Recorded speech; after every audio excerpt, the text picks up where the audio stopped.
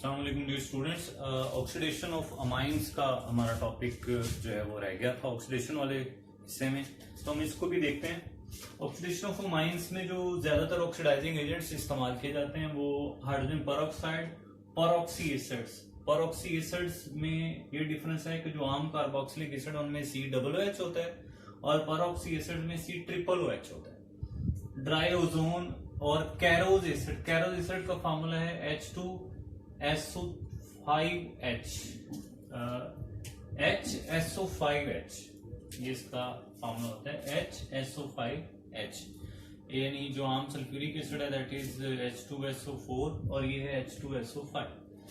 KMnO4 base भी हो सकता है या एसिडिक भी हो सकता है, और KMnO4 जो है ये जस्ट रिएक्शन करता है प्राइमरी और सेकेंडरी माइंस के साथ, ये टर्शियरी माइंस के साथ रिएक्शन नहीं करता। प्राइमरी और सेकेंडरी माइंस जो हैं ये देते हैं हाइड्रोक्सिल अमाइंस, यानी इनमें जो है वो N भी होगा और साथ में OH ग्रुप भी होगा। ये बात जो मैंने यहाँ लिखी है ये आपने यहाँ पर सेकंड पॉइंट ऑक्सीडाइजिंग एजेंट्स के नीचे लिखनी है। मुझे यहाँ भूल गया था तो मैंने पहले ये लिख दिया। ये बात आपने ऊपर लिखनी है कि जितने भी ऑक्सीडाइजिंग एजेंट्स हैं ये सब के सब अमाइंस को प्रोवाइड करेंगे ऑक्सीजन एटम, जिससे उसकी ऑक्सीडेशन हो जाएगी। तो यहाँ मैंने मैकेनिज्म लिखे हैं दो के साथ, एक हाइड्रोजन परऑक्साइड के साथ मैकेनिज्म है और दूसरा कैरोज एसिड के साथ जो है वो मैकेनिज्म मैंने लिखा हुआ है HSO5H के साथ। तो फर्स्ट ऑफ ऑल ये प्राइमरी अमाइन है RNH2, जो सेकंड H है वो थोड़ा नीचे करके लिखा हुआ है।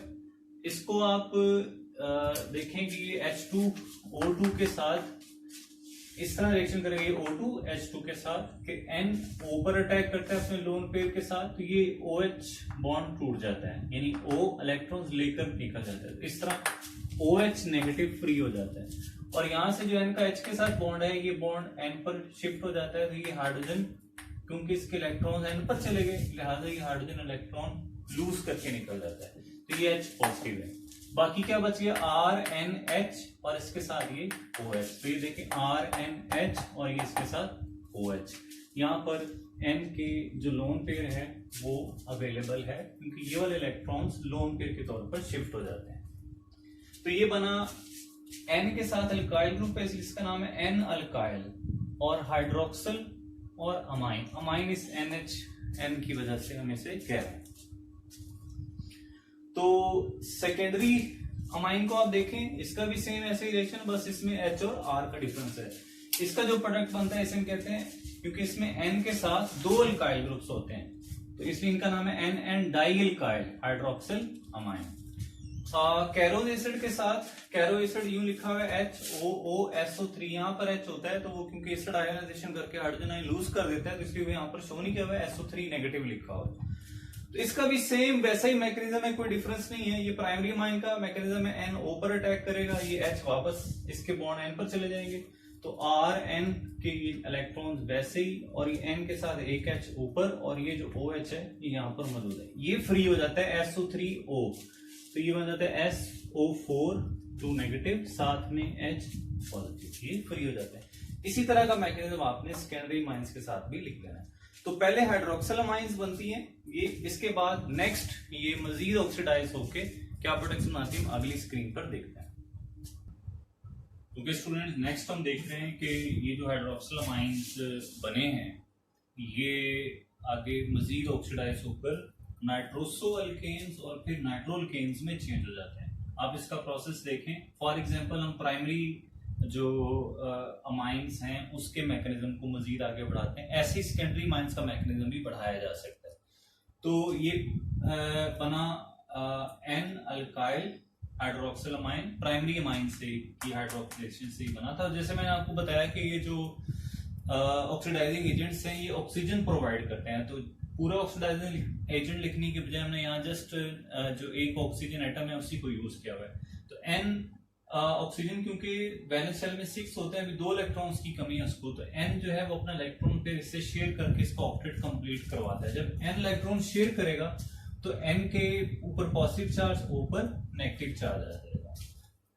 तो इसके बाद प्रोटॉन शिफ्ट होगी, यानी इसमें थोड़ी स्टेबिलिटी लाने के लिए प्रोटॉन शिफ्ट होगा। प्रोटॉन शिफ्ट क्या है कि N का जो H के साथ बॉन्ड है, ये बॉन्ड शिफ्ट हो जाता है, यानी ये इलेक्ट्रॉन पेयर पूरे का पूरा N पे शिफ्ट हो जाता है। N का लोन पेयर वापस आ गया। अब इस H पर इलेक्ट्रॉन्स की कमी है, इसके पास इलेक्ट्रॉन नहीं है, तो ये O अपना इलेक्ट्रॉन शेयर कर देता है H के साथ, क्योंकि O के पास बैलेंस शेल में 6 इलेक्ट्रॉन्स मौजूद हैं, तो अपना एक इलेक्ट्रॉन पेयर इसके साथ शेयर कर देता है। तो इस तरह OH बॉन्ड बन जाता है और N के साथ 2 OH अटैच होते हैं। अब dehydration of the removal of water, ये OH और इधर से H रिमूव होता है। OH में O इलेक्ट्रॉन्स लेकर जाता है और यहाँ पर जो H जाता है ये इलेक्ट्रॉन देकर जाता है, इसलिए O इन इलेक्ट्रॉन्स को शेयर कर लेते हैं N के साथ। तो इस तरह RN double bond O, this is nitrosoalkane. इसकी मजीद ऑक्सीडेशन होगी, यानी N के पास एक और O आएगा, तो ये बन जाएगा नाइट्रो अल्केन्स। अब हम टर्शियरी अमाइंस की तरफ आते हैं। इनकी ऑक्सीडेशन से आगे हाइड्रोक्सिल अमाइन वगैरह नहीं बनते, ना ही आगे नाइट्रो कंपाउंड्स जो हैं वो बनते हैं। इनकी ऑक्सीडेशन से काफी हद तक स्टेबल अमाइन ऑक्साइड्स जो हैं यही बनते हैं और इससे आगे कुछ नहीं, मैकेनिज्म जो है वो आगे नहीं जा पाता।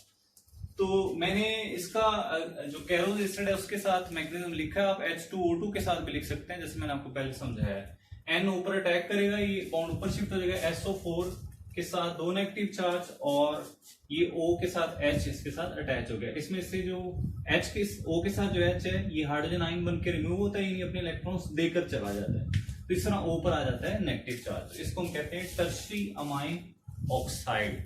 ऑक्साइड इसलिए क्योंकि O पर नेगेटिव चार्ज। अगर ये टर्शियरी अमाइन ऑक्साइड एक खास अप्रोप्रिएट किस्म का हो तो उसमें मजीद कोप एलिमिनेशन होती है, दिस इज कोप एलिमिनेशन।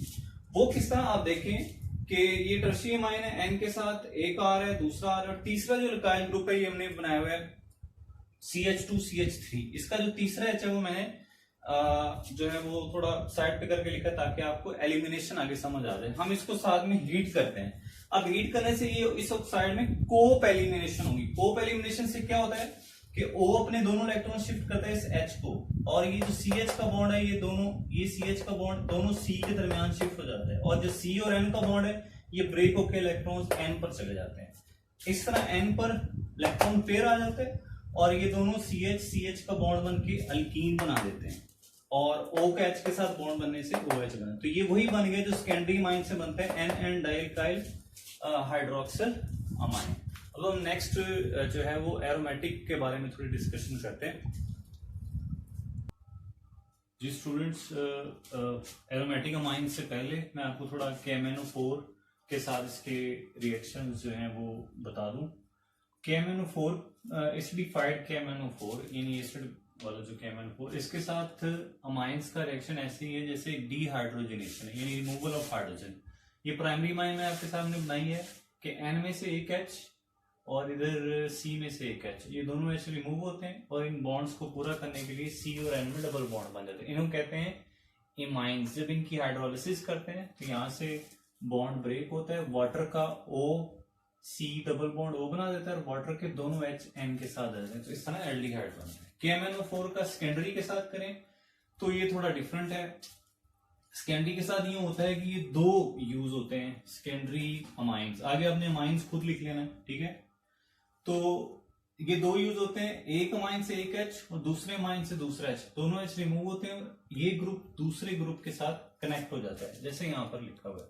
इनको कहते हैं टेट्रा अल्काइल, क्योंकि 4 अल्काइल ग्रुप है। Tetra alkyl hydrazine. Tertiary amines के साथ KMnO4 कोई रिएक्शन नहीं करता। एरोमेटिक की तरफ हम आते हैं। एरोमेटिक अमाइंस, जो प्राइमरी एरोमेटिक अमाइंस हैं, ये H2O2 या कैरोज एसिड के साथ रिएक्शन करके नाइट्रोसो कंपाउंड और बाद में नाइट्रो कंपाउंड्स भी बना देते हैं। और इनकी ऑक्सीडेशन जो है वो सिर्फ NH2 ग्रुप तक नहीं रहती, इस ग्रुप तक नहीं रहती, ये बेंजीन रिंग के ऊपर भी ऑक्सीडेशन हो जाती है। उसकी वजह क्या है कि जो NH2 ग्रुप है ये इलेक्ट्रॉन डोनेटिंग ग्रुप है, ये बेंजीन रिंग को इलेक्ट्रॉन डोनेट करता है, जिस वजह से बेंजीन रिंग के ऊपर इलेक्ट्रॉन्स की तादाद ज्यादा हो जाती है। तो इस तरह बेंजीन की ऑक्सीडेशन यानी इलेक्ट्रॉन्स ज्यादा हो जाता है तो वो रिमूव इलेक्ट्रॉन का कहलाना वो कहलाता है ऑक्सीडेशन। तो इस तरह ऑक्सीडेशन के चांसेस दूसरी साइडों पर भी बढ़ जाते हैं। हाँ, अगर आप यूं करें कि कोई इलेक्ट्रॉन विदड्रॉइंग ग्रुप अटैच करते हैं, इलेक्ट्रॉन विदड्रॉइंग ग्रुप जो रिंग से इलेक्ट्रॉन विदड्रॉ कर रहा है, साथ में NH2 भी हो, साथ में NO2 की तरह इलेक्ट्रॉन विथड्रॉइंग ग्रुप भी हो, फिर क्या होगा, फिर दोनों की चीज बैलेंस हो जाएगी। NH2 इलेक्ट्रॉन डोनेटिंग है और NO2 इलेक्ट्रॉन विथड्रॉइंग है, तो बेंजीन को कोई ज्यादा फर्क नहीं पड़ेगा। इस तरह ये नॉर्मली इस केस में जस्ट और जस्ट NH2 ही की ऑक्सीडेशन होगी, बेंजीन की ऑक्सीडेशन नहीं होगी। तो मैं इसको अगेन रिपीट कर दूं, अगर सिर्फ NH2 हो तो ये बेंजीन को इलेक्ट्रॉन डोनेट करता है, बाकी साइड्स भी बेंजीन के पॉइंट्स भी ऑक्सीडाइज हो सकते हैं। लेकिन अगर आप एक electron withdrawing group NO2 attach कर दें तो फिर जस्ट NH2 की ऑक्सीडेशन होती है। ये ट्राइफ्लोरो पर ऑक्सीएस्टिक एसिड है, इसकी मौजूदगी में NO2 एक पहले था और ये NH2 भी NO2 में चेंज होता है। This is up to our lecture. Thank you for watching. अल्लाह हाफिज।